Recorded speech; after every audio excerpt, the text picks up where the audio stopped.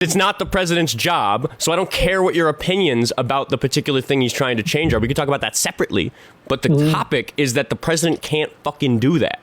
Well, you're right, he can't, which is why he put a bill on it to get passed or denied by Congress. That's not how it works. You are making up that is the process for adding an amendment to the Constitution when it simply isn't. Okay, well, one second. So there is steps that he can do to try to assert something, and then he has to get voted on, correct? There's nothing to vote on with an executive order. That's not how that works. Do you mean the steps for an executive order? No, there's no voting involved with the executive orders. There's lots of voting involved with getting an amendment passed to the Constitution. There's some voting that happens in the Supreme Court if a decision is made. That's not the process he was using. He was trying to do it some other way than it says to do in the Constitution.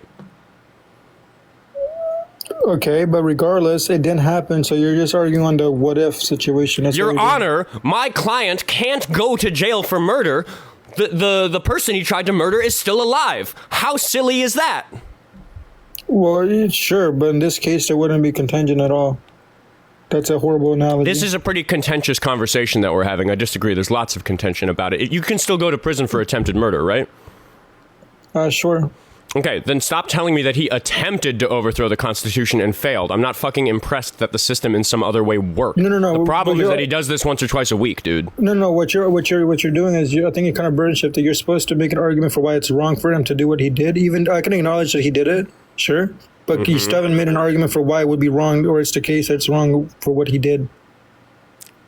Quoting the Constitution and saying, I don't like this part of the Constitution, I want it to be interpreted a different way in an executive order, regardless of which part of the Constitution it is, in my opinion, an impeachable offense. Any president who does anything like that needs to be removed from office. So why hasn't he then?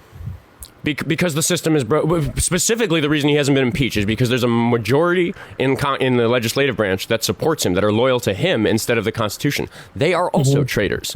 We have a big emergency going on where Trump gets to do all of these unconstitutional things, which, by the way, you're moving the goalpost away from did he do something. Really not. You just couldn't defend your position. You are moving the goalpost away from did he do an impeachable offense to why hasn't he been impeached, which has an answer that I just gave you, that we have a majority of Republicans in the legislative branch that are loyal to him instead of the Constitution, which is an extension of exactly the same problem in the Republican Party right now. So again, the question, did he do something that is worthy of impeachment, is a different question than is the legislative branch doing their job properly. So yes, you are moving the goalpost to something else. Not necessarily. In my defense, you kind of burden shifted because I told you specifically people are taking advantage of a right, and you're saying, well, it doesn't matter if they're taking advantage of the right. The right is established, therefore the intent. You are allowed to take advantage of